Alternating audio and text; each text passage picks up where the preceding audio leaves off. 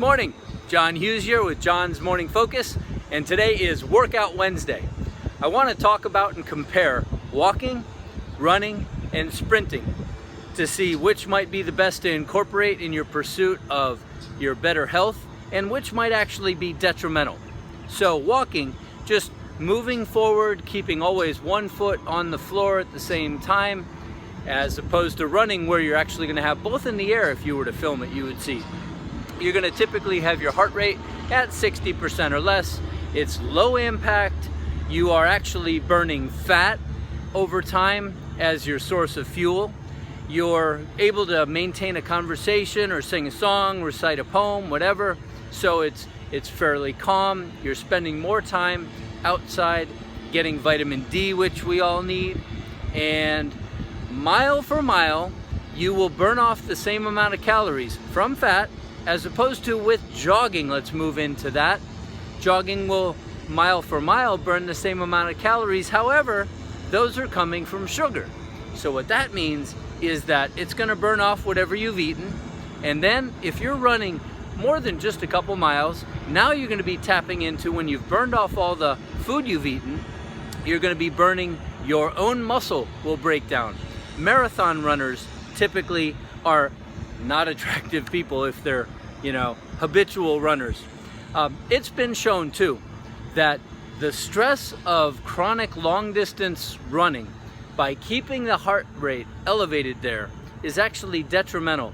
Many runners over time develop heart trouble because the heart is not made to be going for long distances at that level. With the increase of cortisone and the tearing up of muscles, the stress that it puts on the body is actually detrimental.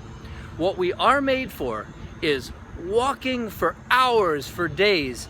Evolutionarily, that would be looking for food, tracking animals, what have you. On the other hand, sprinting, running really fast for all out, for as quick as you can, 10 to 30 seconds. This also is going to burn sugar, and it would be evolutionarily compared to if you're coming back from having caught some fish and a bear jumps out and it's after you. You're going to run like hell. You're going to drop your fish and run, but eventually the bear will be disinterested in you. It'll get to the fish and you'll be able to walk. You catch your breath.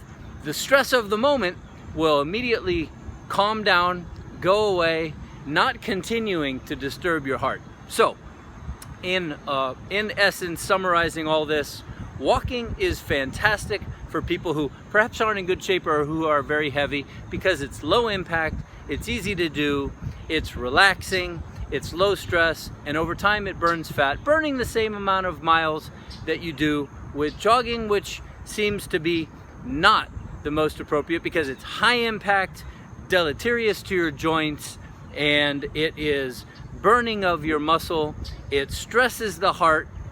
And sprinting, on the other hand, if a person is able to move quickly, and sprinting can be replaced as opposed to running really fast for 10 to 30 seconds and then stopping and allowing your heart rate to get back to about 60%, and doing a series of 4 to 8 of those is also known as high intensity interval training.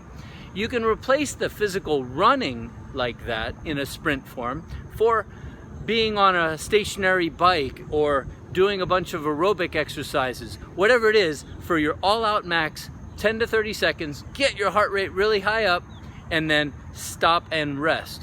What should your maximum heart rate be? 220 minus your age is your maximum heart rate. So typically if you're walking, you want to be below 60% of whatever that number comes to. And if you are doing your all-out max, you almost don't need to calculate it. With a sprint, you'll know it's as much as you can do. If you can go longer than 30 seconds, you're probably not pushing it hard enough to really call it a sprint or high intensity. So there you go. Thank you very much for joining me today and letting me be part of your success. I ask you to subscribe to the channel, send in your comments, pass it along. I'll see you again. Take care.